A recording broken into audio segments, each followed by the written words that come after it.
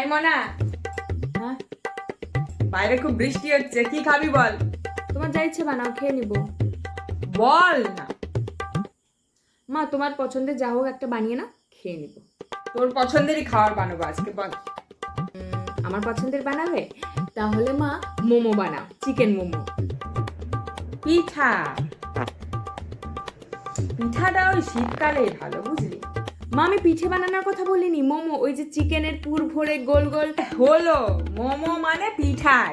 হ্যাঁ, শীতকালে পিঠা চাল গুঁড়ি দেওয়া হয় আর মোমো তো ময়দা দেওয়া হয়। আর পুর ওটা হচ্ছে নারকেলের বদলে মাংসের পুর। পিঠাই তো নাকি? শীতকালেই ভালো পিঠা, ছাড়। অন্য কিছু বল। তাহলে চিলি চিকেন বানাও। টক? এই রাতের বেলা টক খাবো? মা, তুমি ভুল শুনছো, আমি কিন্তু টক বলিনি, চিলি চিকেন বলেছি। চিলি চিকেনটা আর কি? মাংসের টক তো। হ্যাঁ, ওই যে টকগুলা কিগুলা দিতে হয়, টমেটো সস, তারপরে চিলি সস, সব তো টক। ওই মাংসের টক, ঘরোয়া কথায় মাংসের টক বাবা। হ্যাঁ, চিলি চিকেন ওইসব বিদেশি নাম, দেশি কথায় মাংসের টক। বাইগান। টক খাওয়া যাবে না, তোর বাবার গ্যাস হয়েছে। অন্য কিছু বল। তাহলে চিকেন বিরিয়ানি বানাও। সব সময় chicken chicken chicken chicken chicken. মাংস ছাড়া কি কিছু রুচেনি বলতো?